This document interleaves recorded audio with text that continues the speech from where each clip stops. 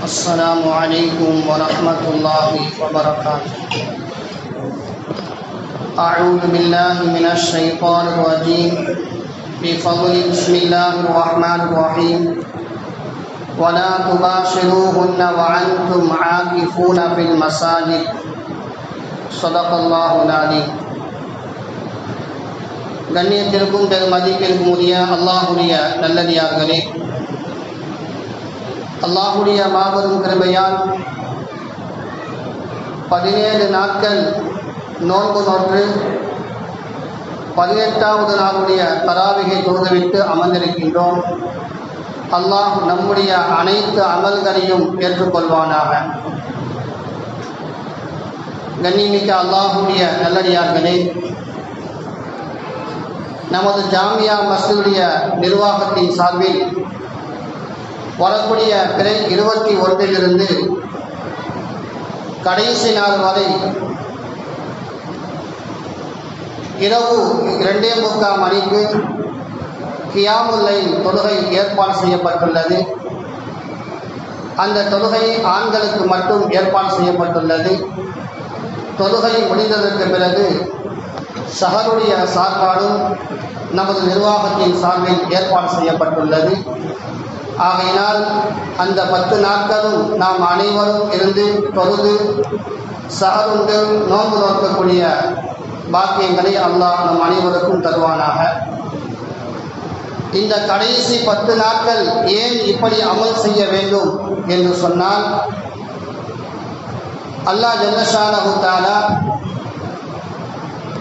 உலகம் எப்பொழுது அல்லாஹு தஆலா தோன்றினானோ படைத்தானோ, மனித சமுதாயத்தை அல்லாஹ் எப்போது படைத்தானோ, அந்த மனித சமுதாயம் படைக்கப்பட்ட பொழுது ஆரம்ப மக்களுக்கெல்லாம் அல்லாஹு தஆலா ஆயுள்களை நீளமாக ஆக்கி கொடுத்தான்.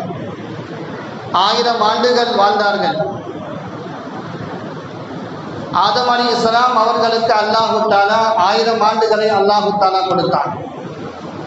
நூஹ் அலைஹிஸ்ஸலாம் அவர்களுக்கு 1000க்கும் மேற்பட்ட ஆண்டுகளை அல்லாஹ் கொடுத்தான். ஒவ்வொரு நபிக்குமே 40 வயசில் தான் நபி பட்டம் கொடுக்கப்படும். நூஹ் அலைஹிஸ்ஸலாம் அவர்களுக்கு நபி பட்டம் 40 வயசில் கொடுக்கப்பட்ட பிறகு அதன் பிறகு தீன் பணி செய்து 950 ஆண்டுகள் தீன் பணி செய்தார்கள். அந்த மக்கள் சொற்பமான மக்கள் தான் நபியுடைய சொல்லை ஏற்று இஸ்லாத்தை ஏற்றுக்கொண்டார்கள். மற்றவர்கள் ஏற்காதின் காரணமாக அல்லாஹு தஆலா முழுமையாக உலகத்தில் அனைவரையும் அளித்தான், யாரெல்லாம் இஸ்லாத்தை ஏற்றுக்கொண்டார்களோ அவர்களை தவிர. அதன் பிறகு மறுபடியும் உலகம் தோன்றியது. அந்த உலகத்திலும் நூஹ் அலைஹிஸ்ஸலாம் 60 ஆண்டுகள் வாழ்ந்ததாக சொல்லப்படுகிறது. அப்படி என்று சொன்னால் 1050 ஆண்டுகள் அவர்கள் வாழ்ந்திருக்கிறார்கள். அதே போன்று அன்றைய காலத்திலே அல்லாஹு தஆலா ஆயுள்களை நீட்டி கொடுத்திருக்கின்றான். ஆனால் காலங்கள் அல்லாஹ் சுருக்கி கொடுத்து பார்க்கும் போல, ஒரு மூதாட்டி தன்னுடைய பேரன் இறந்ததற்காக வேண்டி அழுது கொண்டிருக்கின்றார். அன்றைய காலத்து நபி மூசா நபி என்று நினைக்கின்றேன். அவர்கள் போய் கேட்கின்றார்கள், ஏனம்மா அழுகின்றாய்? அந்த மூதாட்டி சொன்னது, என்னுடைய பேர குழந்தை இறந்து விட்டது, அதனால் அழுகின்றேன். அப்போ அந்த நபி கேட்டார்கள், ஏன் உங்களுக்கு பணிவிடை செய்வதற்கு யாருமே கிடையாதா? அதனால் நீங்கள் யாருமே உதவிக்கு இல்லை என்பதற்காக அழுகின்றீர்களா என்று கேட்கும் பொழுது அந்த மூதாட்டி சொல்வார்கள், இல்லை இல்லை, என்னுடைய பேரன் சிறு வயதில் இறந்து விட்டான், அதனால் அழுகின்றேன் என்பதாக சொல்வார்கள். உன்னுடைய பேரப்பிள்ளைக்கு என்ன வயதுமா? என்னுடைய பேரப்பிள்ளைக்கு 300 வயது என்பதாக சொன்னார்கள். அன்றைய காலத்திலே 300 வயதில் இறந்தவர்களை சிறிய வயது என்பதாக அந்த பெண்மணி கவலைப்பட்டார்கள். அதே போன்று நபி அவர்கள் சொல்லியிருக்கின்றார்கள், முந்தைய காலத்தில் உள்ளவர்கள் 1000 ஆண்டுகள் கண் சிமிட்டும் நேரம் கூட அல்லாஹ்வுக்கு மாறு செய்யாமல் இபாதத் செய்த பனி இஸ்ரேல் மக்கள் இருக்கின்றார்கள். பனி இஸ்ரேல் மக்களிலே 1000 ஆண்டுகள் கண் சிமிட்டும் நேரம் கூட அல்லாஹ்வுக்கு மாறு செய்யாத இபாதத் செய்த அடியார்கள் இருக்கின்றார்கள். ஒரு ஊரை அல்லாஹ் தஆலா அழிக்கும்படி உத்தரவிட்டால் மலக்குகள் வந்து பார்க்கின்றார்கள். அந்த ஊரில் ஒரே ஒருவர் மட்டும் அல்லாஹ் அல்லாஹ் என்பதாக சொல்லிக் கொண்டே இருக்கின்றார். கண் சிமிட்டும் நேரம் கூட அதை மறுக்கவே இல்லை அவர். அப்ப அந்த மலக்கு மறுபடியும் அல்லாஹ்விடம் சொன்னார், யா அல்லாஹ், இந்த ஊரை அழிக்கும்படி சொல்கின்றாய், ஆனால் இந்த ஊரில் ஒரே ஒருவர் மட்டும் உன்னை வணங்கி கொண்டே இருக்கின்றாரே, கண் சிமிட்டும் நேரம் கூட உன்னை மறக்காமல் வணங்கி கொண்டிருக்கின்றாரே என்று கேட்பான். அப்ப அல்லாஹு தஆலா அவரை முதலில் அழி என்பதாக சொல்வான். இதையெல்லாம் நாம் கேட்ட செய்தி. அப்போ முன்னாடி வாழ்ந்த சமுதாய மக்கள் 1000 ஆண்டுகள் வாழ்ந்திருக்கின்றார்கள், 500 ஆண்டுகள் வாழ்ந்திருக்கின்றார்கள், அதிகமான ஆண்டுகள் அவர்கள் வாழ்ந்திருக்கின்றார்கள். ஆனால் இன்று நாம் எல்லாம் குறுகிய காலங்கள் தான் வாழ்கின்றோம். நம்முடைய காலங்களும் குறுகியது, நம்முடைய ஆயுளும் குறுகியது. 24 மணி நேரம் என்பது சட்டென்று ஓடிவிடுகின்றது. நம்முடைய ஆயுளும் இப்போதுதான் பிறந்ததை போன்று இருக்கின்றோம், அதற்குள் 40-50 வயது ஆகிவிடுகின்றது. இன்னும் சில பேர்கள் 40 வயது கூட அடையாமல் இந்த உலகை விட்டு பிரியவர்கள் இருக்கின்றார்கள். நபி அவர் சொன்னார்கள், என்னுடைய உம்மத்திற்கு 60க்கும் 70க்கும் மத்தியில் தான் அவர்களுடைய வாழ்க்கை என்பதாக சொன்னார்கள். அப்ப இதுபோன்று சொற்பமான வாழ்க்கையில் தான் நாம் இன்றைய சமுதாயம் வாழ்ந்து கொண்டிருக்கிறோம். அதனால் சஹாபாக்கள் எல்லாம் கவலைப்பட்டார்கள். முந்தைய சமுதாய மக்கள் எல்லாம் 1000 ஆண்டுகள் வாழ்ந்திருக்கிறார்களே, எவ்வளவு அமல் செய்திருப்பார்கள். சில பேர்கள் பனி இஸ்ரவேலர்கள் கண் சிமிட்டும் நேரம் கூட அல்லாஹை மறக்காமல் 1000 ஆண்டுகள் இவ்வாறு செய்திருக்கின்றார்களே, அவர்களுக்கு அல்லாஹ் எவ்வளவு பெரிய கூலியை கொடுப்பான். இப்படியெல்லாம் சஹாபாக்கள் கவலைப்பட்டார்கள். கவலைப்பட்டு நபியுடைய மனைவியிடத்தை கேட்கின்றார்கள், நபியுடைய வணக்கம் எப்படி இருக்கும் என்பதாக கேட்பார்கள். நபியுடைய வணக்கத்தை பற்றி மனைவிகள் சொல்லும் பொழுது ஆயிஷா ரலியல்லாஹு அன்ஹா சொல்லுவார்கள், குர்ஆன் எப்படியோ அப்படிதான் நபியுடைய வாழ்க்கை. அப்ப அந்த சஹாபாக்களுக்குள்ளே பேசிக் கொண்டார்கள், முந்தைய சமுதாய மக்கள் எல்லாம் இவ்வளோ ஆண்டுகள் அமல் செய்திருக்கின்றார்கள், அதுபோன்ற அமலை நம்மளால் செய்ய முடியவில்லை என்றாலும் இனி நான் ஒருபோதும் இரவு நேரத்திலே தூங்க மாட்டேன், இரவு முழுவதும் நான் இபாதத்து செய்ய போகின்றேன், வணக்கத்தில் ஈடுபட போகின்றேன் என்பதாக ஒரு சஹாபி சொன்னார். இன்னொரு சஹாபி பார்த்தார், நீ இரவு முழுவதும் தூங்க மாட்டாயா? நான் இனிமேல் ஒருபோதும் சாப்பிட மாட்டேன், முழுமையாக நான் நோன்பு நோக்கப் போகிறேன், இரவு பகலாக நோன்பு நோக்கப் போகிறேன், தொடர் நோன்பாக நான் நோன்பு வைக்கப் போகிறேன் என்பதாக சொன்னார். இன்னும் சில சஹாபாக்கள் பார்த்தார்கள், இவர்கள் இப்படி சொல்கின்றார்களே, நான் இனிமேல் என்னுடைய குடும்பத்தின் பக்கம் தேவையாக மாட்டேன், திருமணம் செய்ய மாட்டேன், பிள்ளையின் பக்கம் தேவையாக மாட்டேன், 24 மணி நேரமும் என்னுடைய காலம் முழுக்க பள்ளியிலேயே நான் இருக்கப் போகிறேன், இபாதத் செய்து கொண்டே இருக்கப் போகிறேன் என்பதாக பேசிக் கொண்டிருந்தார்கள். இந்த செய்தி நபி அவர்களுக்கு கிடைத்த பொழுது நபி அவர்கள் சொன்னார்கள், நீங்கள் இப்படியெல்லாம் பேசிக் கொண்டிருந்தீர்கள், என்னை நீங்கள் பார்க்கவில்லையா? நான் தான் உங்களுக்கு முன்மாதிரி. அல்லாஹ் குர்ஆனிலே சொல்லுகின்றான், நான் தான் உங்களுக்கு முன்மாதிரி. நீங்கள் நான் எப்படி தொழுக கண்டீர்களோ அப்படி தொழுகுங்கள், நான் எப்படி நோன்பு நோக்க கண்டீர்களோ அப்படி நோன்பு நோக்குங்கள். நான் இரவிலே தூங்க செய்கின்றேன், பகலிலே விழித்திருக்க செய்கின்றேன், பகலிலே நோன்பு நோக்கின்றேன், இரவிலே நோன்பில்லாமல் இருக்கின்றேன், நான் மனைவிகளோடு இருக்கின்றேன், பிள்ளைகளோடு இருக்கின்றேன். என்னுடைய சுன்னத்தை பின்பற்றுவதுதான் உண்மையான முஃமின். யார் என்னை பின்பற்றவில்லையோ அவர் என்னை சார்ந்தவர் அல்ல என்பதாக சொன்னார்கள். இப்போ சஹாபாக்கள் நபி அவர்கள் நாம் செய்யக்கூடிய இந்த இபாதத்துகள் எல்லாம் தடுத்து வைத்தார்களே என்றாலும் சஹாபாக்களுக்கு கவலை, எப்படி நாம் முன்னால் வாழ்ந்த சமுதாய மக்கள் செய்த அமலை போன்று எப்படி செய்வது என்ற கவலை இருந்து கொண்டே இருந்தது. ஒரு நாள் திடீரென்று அல்லாஹு தஆலா ஜிப்ராயில் அலைஹிஸ்ஸலாம் அன்னவர்கள் மூலமாக வசனங்களை இறக்குகின்றான்.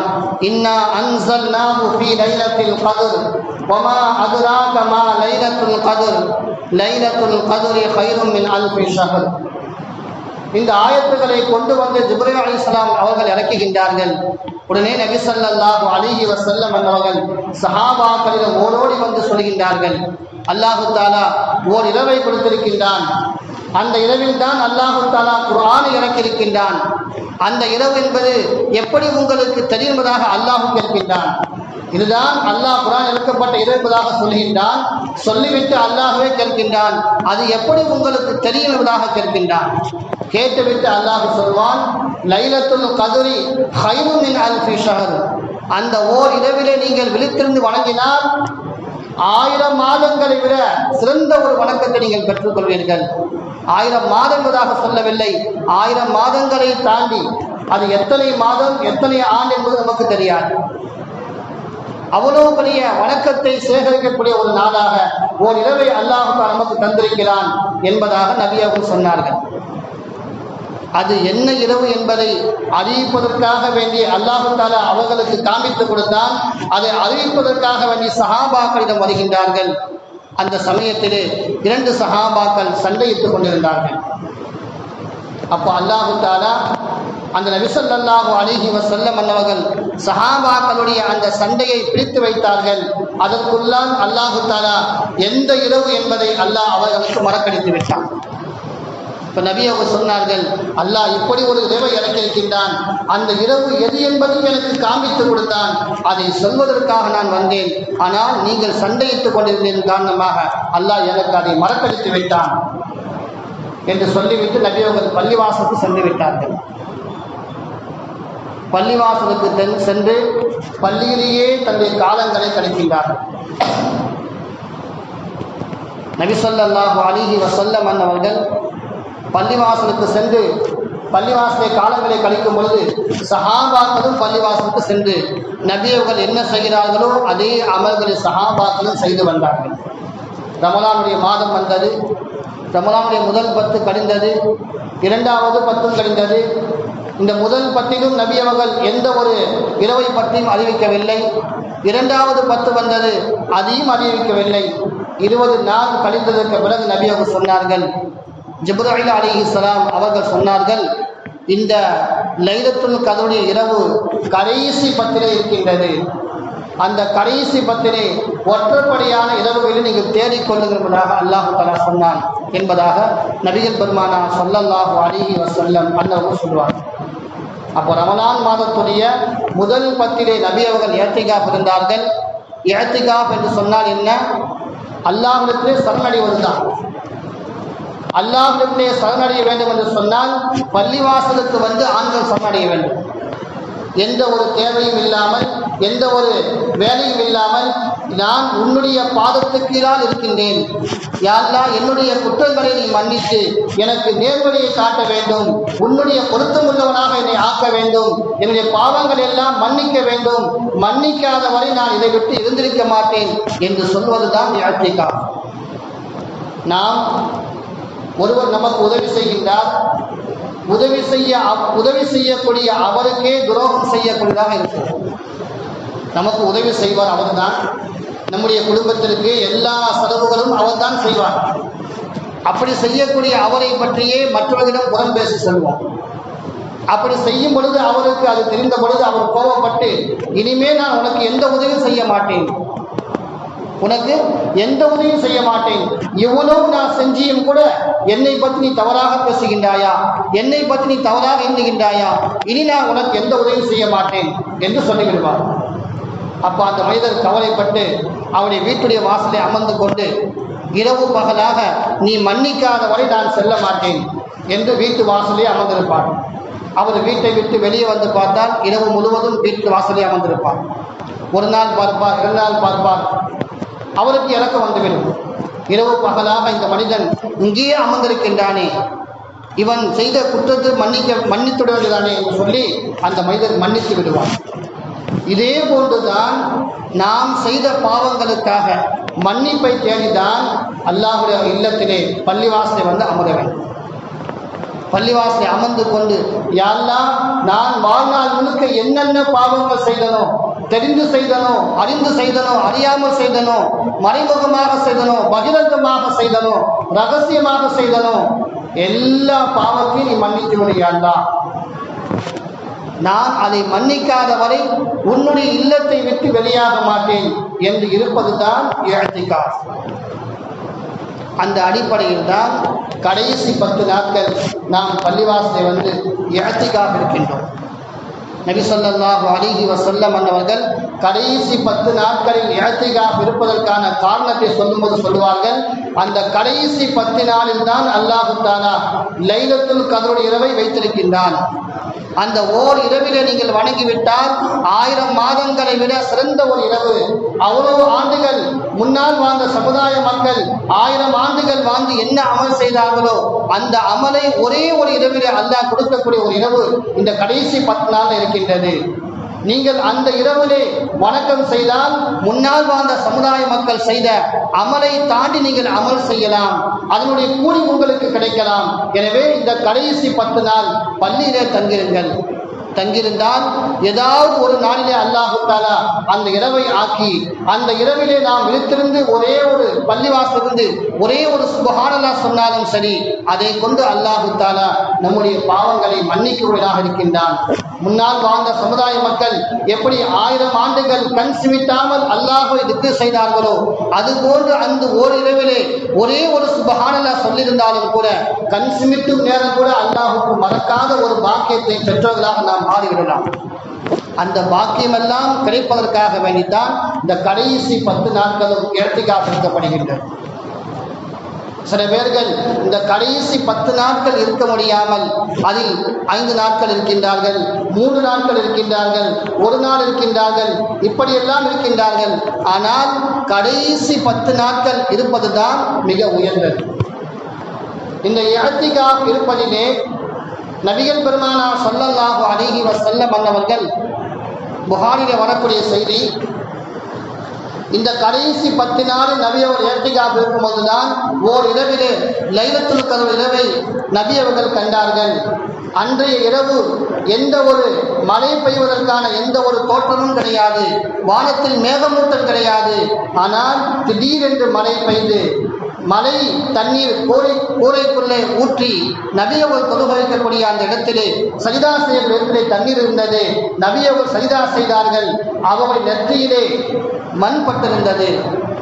மழை தண்ணீரால் ஈரமான அந்த மண் நெற்றியிலேயும் மூக்கொலியும் பட்டிருந்தது.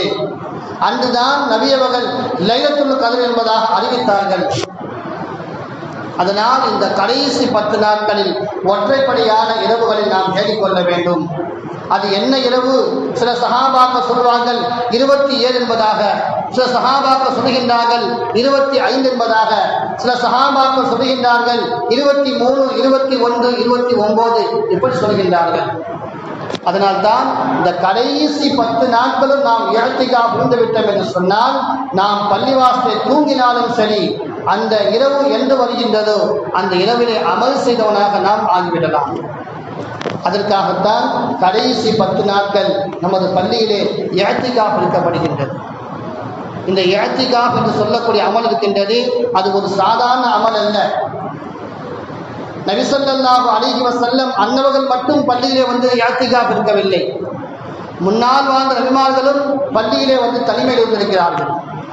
ஒவ்வொரு நபிக்கும் அல்லாஹ் தஆலா நபி பட்டம் கொடுப்பதற்கு முன்னால் அவர்கள் தனிமைப்பட்டதற்கு பிறகுதான் அல்லாஹ் அவர் நபி பட்டத்தை கொடுத்திருக்கின்றார்.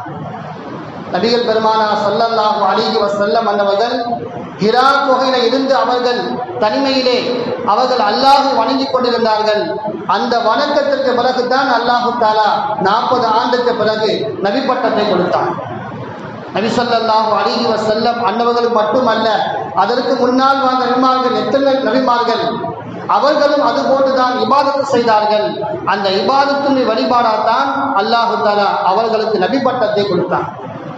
அப்போ அவர்கள் எல்லாம் குடும்பத்தை விட்டு எல்லாத்தையும் விட்டு விலகி எப்போது அமல் செய்தார்களோ அப்போது அவர்களுக்கு அல்லாஹ் உயர்ந்த அந்தஸ்தை கொடுத்தார். அதுபோன்று இன்னைக்கு நாம் இஅ்திகாஃப் என்று சொன்னால் நமக்கு நபி பட்டம் கிடைக்காது.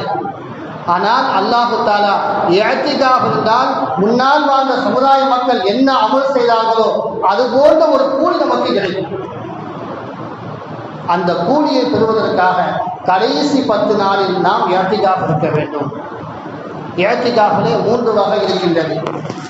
ஒரு இஅ்திகாஃப் வாஜிபான இஅ்திகாஃப், இன்னொன்று சுன்னத்தை முஅக்கதா கிஃபாயா, இன்னொன்று முஸ்தஹப் நஃபிலான இஅ்திகாஃப். வாஜிபான இஅ்திகாஃப் என்று சொன்னால் என்ன?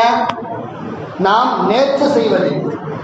நமக்கு நோய் வந்திருக்கின்றது அல்லது ஏதாவது கஷ்டத்தில் இருக்கின்றோம், அந்த கஷ்டம் நீங்குவதற்காக வேண்டி நேர்ச்சி செய்கின்றோம்.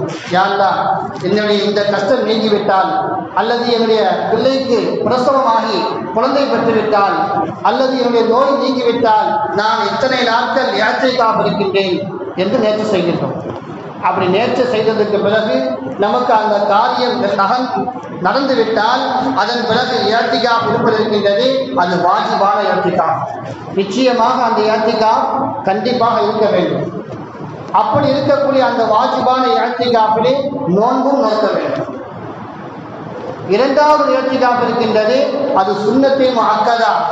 அதுதான் நபி ஸல்லல்லாஹு அலைஹி வஸல்லம் அவர்கள் இருந்த இந்த ரமலான் மாதத்துடைய கடைசி 10 நாள் இஅ்திகாஃப். ஆரம்ப 10 நாள் இருந்தார்கள். எதற்காக இருந்தார்கள்?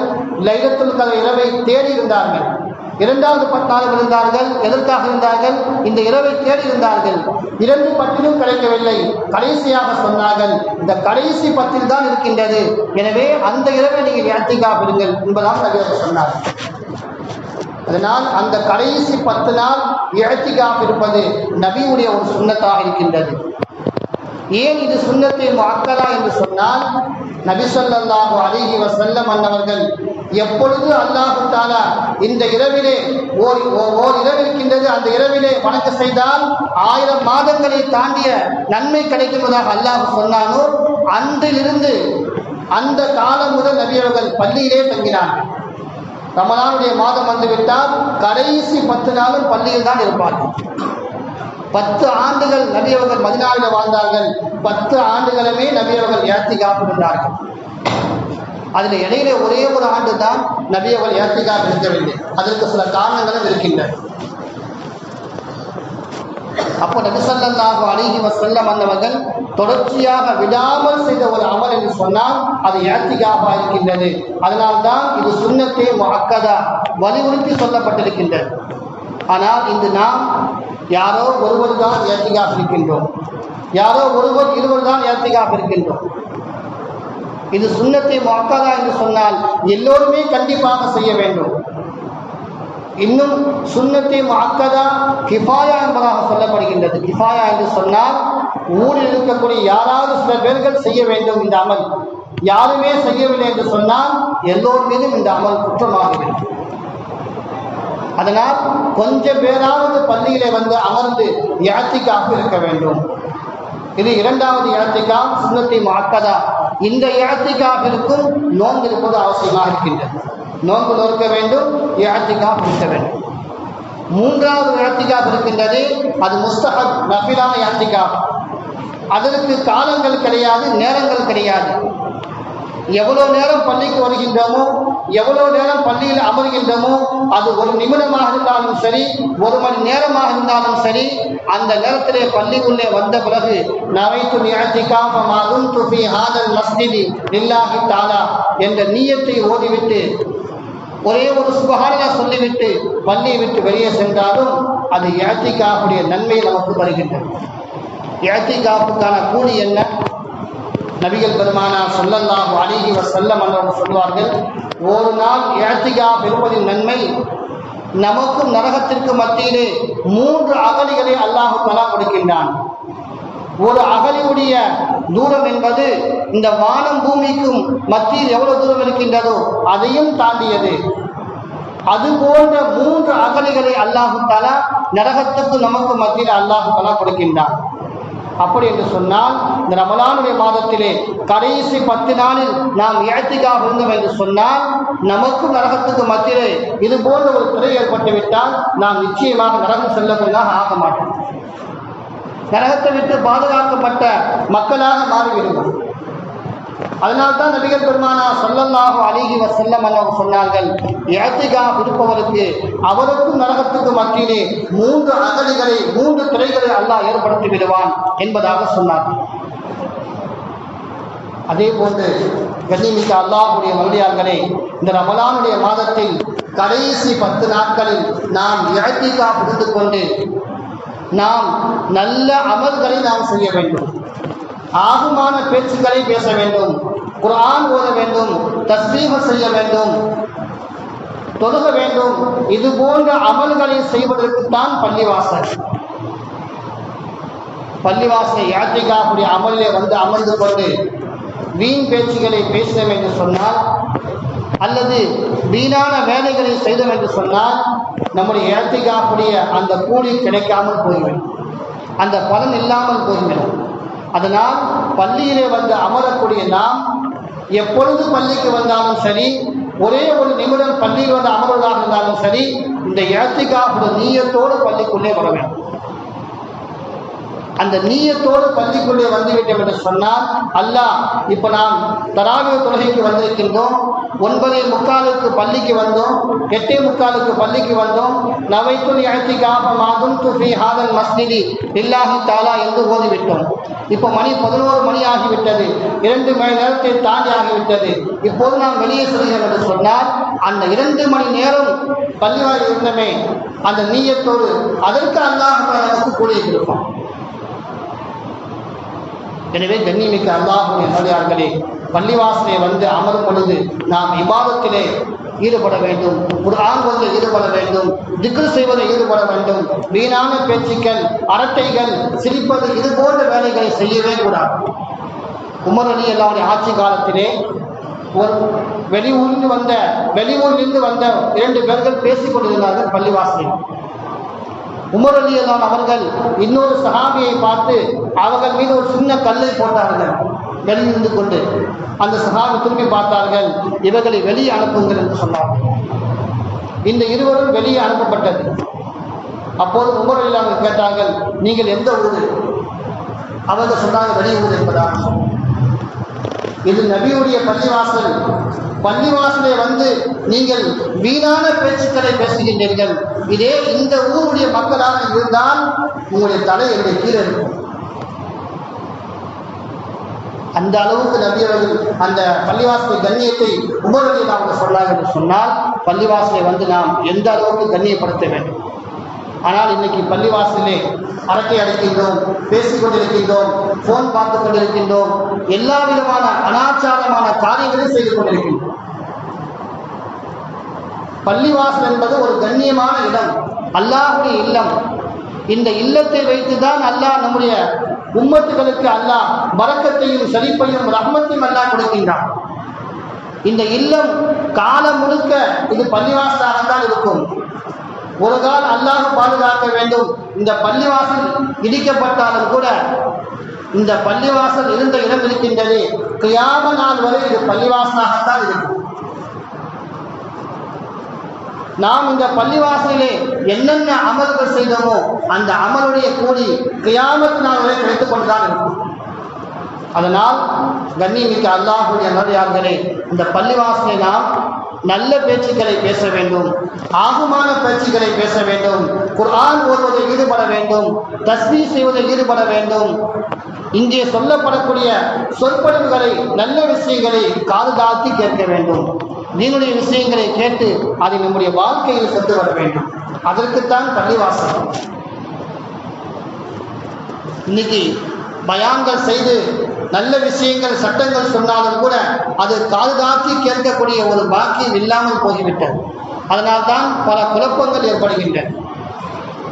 சில பெண்மணிகள் போன் செய்து கேட்கின்றார்கள், ஹஜ்ரத் இஅ்திகாஃப் என்று சொன்னால் நபி அவர்கள் பள்ளிவாசல் தான் இருந்தார்கள், நபியுடைய மனைவிமார்களும் பள்ளிவாசல் தான் இருந்தார்கள், எனவே பெண்களாக நாங்களும் பள்ளிவாசல் தான் இருக்க வேண்டுமா? இப்படிதான் சொல்லப்படுகின்றது. என்னுடைய மகன் சொல்லுகின்றார், பள்ளிவாசல் இருப்பது தான் இஅ்திகாஃப், வீட்டில் இருப்பது இஅ்திகாஃப் அல்ல என்பதாக என் மகன் சொல்லுகின்றான். நான் என்ன செய்வதாக கேட்கின்றார். நபி ஸல்லல்லாஹு அலைஹி வஸல்லம் அவருடைய காலத்திலே நபி அவர்கள் பள்ளிவாசலே இஅ்திகாஃபுக்காக ஒரு கூடாரம் அமைச்சார்கள்.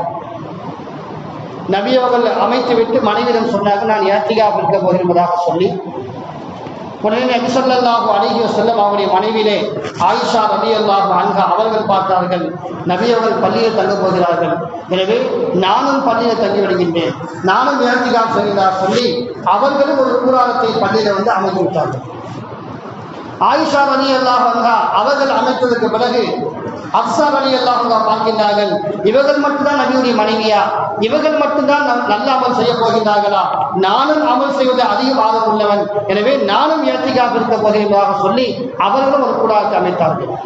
இப்படியாக நபியுடைய மனைவிமார்கள் அனைவரும் பள்ளிவாசலை கூடாரத்தை அமைத்து விட்டார்கள். நபி அவர்கள் காலையில் வந்து பார்த்தால் பள்ளிவாசல் முழுக்க கூடாரமாக இருக்கின்றது. நபி அவர்கள் என்ன இருந்ததாக கேட்டார்கள். யா ரசூலல்லாஹ், நீங்கள் இஅ்திகாஃப் இருக்க போவதாக சொன்னீர்கள், நீங்கள் கூடாரம் அமைத்தீர்கள், அதனால் நாங்களும் அமைத்திருக்கின்றோம், நான் அமைத்ததை பார்த்து இவர் அமைத்தார் என்பதாக சொல்லி எல்லோரும் கூட அமைத்து விட்டோம். இப்போ நபி அவர்கள் பார்த்தார்கள், நான் இஅ்திகாஃப் இருக்கவில்லை, இந்த ஆண்டு நான் இஅ்திகாஃப் இருக்கவில்லை என்று நபி ஸல்லல்லாஹு அலைஹி வஸல்லம் அவர்கள் கூடாரத்தை அழைத்து விட்டார்கள். அதன் பிறகு நபியுடைய மனைவிமார்களும் அவர்களும் கூடாரத்தை எடுத்து விட்டார்கள். நபி ஸல்லல்லாஹு அலைஹி வஸல்லம் அவர்கள் ஆரம்ப காலத்திலே பள்ளிவாசலை வந்து பெண்கள் தொழுவதற்கு அனுமதி இருந்தது. அனுமதி இருந்தாலும் கூட நபி அவர்கள் சொல்லுவார்கள், நீங்கள் பள்ளியில் வந்து தொழுவதை விட உங்களுடைய வீடுகளிலே தனி அறையிலே உள் அறையிலே தொழுவதுதான் உங்களுக்கு சிறந்தது. பள்ளிவாசலை வந்து ஆண்கள் ஜமாத்தோடு தொழுதால் 27 மடங்கு நன்மை கிடைக்கின்றது. அந்த 27 மடங்கு நன்மை உங்களுக்கு கிடைக்க வேண்டும் என்று சொன்னால் நீங்கள் உங்களுடைய வீட்டுடைய இல்லத்திலே தனி அறையிலே உள் அறையிலே நீங்கள் தொழுதால்தான் அந்த 27 மடங்கு நன்மை உங்களுக்கு கிடைக்கும். நீங்கள் பள்ளியிலே வந்து தராவி தொழுதாலும் சரி, பெருநாள் தொழுதாலும் சரி, ஜிம்மா தொழுதாலும் சரி, பரலான தொழுகை தொழுதாலும் சரி, எந்த தொழுகை தொழுதாலும் 27 மடங்கு நன்மை உங்களுக்கு கிடைக்கவே கிடைக்காது. ஏன்? நபி அவர்கள் சொன்னார்கள், பெண்கள் வீட்டில் தொழுதால்தான் அது நன்மை என்பதாக சொன்னார். பெண்களை தடுக்கவில்லை நபி அவர்கள், ஆனால் சொன்னார்கள் நீங்கள் வீட்டில் தொழுதால் உங்களுக்கு நன்மை கிடைக்கும் என்பதாக சொன்னார். ஏன்? அன்றைய கால பெண்மணிகள் எல்லாம் பக்குவமாக இருந்தார்கள், அடக்க ஒடுக்கமாக இருந்தார்கள். நபியுடைய மகள் பாத்திமா ரலியல்லாஹு அன்ஹா வெளியிலே சென்றுவிட்டு வந்தால் அவர்களை யாருமே கண்டுபிடிக்க முடியாது, அவர்களுடைய கணவரை கண்டுபிடிக்க முடியல. அலி ரலியல்லாஹு அவர்கள் இன்னொரு சஹாபியோடு பேசிக் கொண்டிருக்கின்றார்கள். அந்த சமயத்திலே அலி ரலியல்லாஹு அவர்கள் வீட்டுக்குள்ளார் ஒரு மூதாட்டி உள்ளே செல்கின்றார். உடனே அந்த சஹாபி சொன்னார்கள், உங்களுடைய வீட்டிற்கு யாரோ ஒரு மூதாட்டி செல்கின்றார்கள், ஏதோ ஒரு தேவையாக வந்திருக்கிறார்கள், நீங்கள் சென்று என்ன என்பதாக பாருங்கள். அலி ரலியல்லாஹு வீட்டிற்கு வந்தார்கள். வீட்டிற்கு வந்து மனைவியிடம் பாத்திமா ரலியல்லாஹு அன்ஹா அவர்கள் கேட்டார்கள், இப்போது ஒரு மூதாட்டி உள்ளே வந்தார்களே, அவர்கள் எங்கே, என்ன தேவைக்காக வந்தார்கள், என்ன கேட்டு வந்தார்கள் என்று கேட்கின்றார்கள். மூதாட்டி வந்தார்களா? எப்போது வந்தார்கள்? இப்போதானே ஒரு மூதாட்டி உள்ளே சென்றார்கள். அப்போ பாத்திமா ரலியல்லாஹு அன்ஹா அவர்கள் சிரித்துவிட்டு அல்ஹம்துலில்லாஹ் என்று சொன்னார்கள். நான் தான் இப்பொழுது வீட்டுக்குள் வந்தேன், அல்லாஹ்வுக்கு நான் துவா செய்திருக்கின்றேன், யா அல்லாஹ், என்னுடைய கணவனை தவிர யாருடைய கண்ணுக்கும் என்னை அழகாக காட்டிவிடாதே, குமரியாக காட்டிவிடாதே, அழகான ஒரு பெண்ணாக காட்டிவிடாதே என்று நான் துவா செய்திருந்தேன். அல்லாஹு தஆலா என்னுடைய கணவருக்கு கூட என்னை காண்பிக்கவில்லை, நான் சந்தோஷப்பட்டேன் என்பதாக சொன்னேன். ஆனால் இன்று நம்முடைய பெண்கள் எப்படி இருக்கின்றார்கள்? வயதான கிழமை கூட கன்னி பெண்ணை போட்டு வெளியே செல்கின்றார். அப்படி உள்ள பெண்மணிகளை பள்ளிவாசல் வர சொன்னோம் என்று சொன்னால் என்ன நிலை ஆகும்? பள்ளிவாசலுக்கு வந்து முடிகளை எல்லாம் வெளியே தொங்க விட்டு அவர்கள் பேசிக் கொண்டிருந்தால் அது ஒரே ஒரு முடி வெளியே சென்றாலும் கூட அந்த முடி எதுவரை செல்கின்றதோ அதுவரை அது அசிங்கமாக ஆகிவிடும். அந்த அளவுக்கு நபி ஸல்லல்லாஹு அலைஹி வஸல்லம் அவர்கள் சொல்லியிருக்கின்றார், பெண்கள் என்பது பர்தாவுக்குள்ளே உடுப்பதுதான் கண்ணியம், அவர்கள் மூடியிருப்பதுதான் கண்ணியம், அவர்களுக்கு அதன் மூலமாகத்தான் அவர்களுக்கு கண்ணியம் கிடைக்கின்றது. அவர்கள் திறந்து விட்டார் என்று சொன்னால் அவர்களுடைய கண்ணியம் எல்லாம் அசிங்கமாக போகும். அதனால்தான் நபி அவர்கள் நீங்கள் வீட்டில் தொழுவதுதான் சிறந்தது என்பதாக சொன்னார்கள். அந்த அடிப்படையில் தான் இமாம்கள் சொல்லுகின்றார்கள், ஆண்களாகிய நீங்கள் இஅ்திகாஃபை பள்ளிவாசல் இருங்கள், பெண்களாகிய நீங்கள் வீட்டிலே எங்கே தொழுவீர்களோ, தொழுவதற்கென்று இடம் ஒதுக்கி வைத்திருக்கின்றீர்களே அந்த இடத்திலே நீங்கள் நீர் வைத்துக் கொண்டு இஅ்திகாஃப் இருங்கள். பள்ளியிலிருந்து இஅ்திகாஃப் இருக்கக்கூடியவர்கள் என்னென்ன அமல்கள் செய்கின்றார்களோ அது போன்ற அமல்கள் நீங்களும் செய்யுங்கள். பள்ளியில் இருக்கக்கூடிய இஅ்திகாஃப் இருப்பவர் தேவையில்லாத பள்ளியை விட்டு வெளியே செல்லக்கூடாது, தேவையான வேலைக்கு மட்டும்தான் வெளியே செல்ல வேண்டும். அதற்கும் ஹதீஸ் இருக்கின்றது.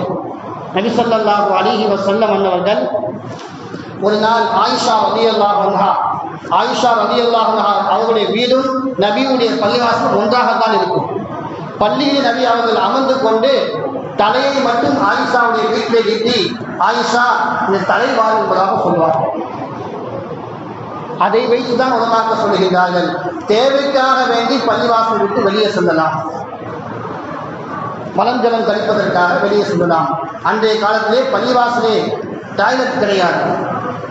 மஸ்ஜிதிலே இஅ்திகாஃப் இருக்கக்கூடியவர்கள், பள்ளியில் தங்கியிருப்பவர்கள் ஏதாவது சுய தேவைக்காக செல்ல வேண்டும் என்று சொன்னால் அவருடைய வீடுகளுக்கு சென்று சுய தேவையை முடித்துவிட்டு தான் பள்ளிவாசலுக்கு வருவார்கள். அதற்காகத்தான் இன்றும் அனுமதிக்கப்பட்டிருக்கின்றது. நீங்கள் இஅ்திகாஃப் இருப்பவர்கள் சுய தேவைக்காக வேண்டி பள்ளிவாசலை விட்டு வெளியே செல்லலாம். சுய தேவை என்று சொன்னால் மலம் ஜலம் கழிப்பதற்காக, நாம் சாப்பிடுவதற்காக வேண்டி சஹருக்கோ இஃப்தாருக்கோ அதற்கு கொண்டு வருவதற்கு ஆள் இல்லை என்று சொன்னால் வீடு வரை சென்று சாப்பாடு கொண்டு விட்டு வரலாம், அல்லது வீட்டிலே அமர்ந்து சாப்பிட்டு விட்டு வரலாம். இதுவெல்லாம் சுய தேவைக்காக மட்டும்தான். ஆள் இருந்தால் அந்த ஆளை வரவேற்று நாம் பள்ளியில்தான் சாப்பிட வேண்டும். அதே போன்று வீட்டில் இருக்கக்கூடிய பெண்களும் அவர்கள் எந்த அறையில் இருக்கின்றார்களோ அந்த அறையில் இருந்து கொண்டுதான் எல்லா அமல்களையும் செய்ய வேண்டும்.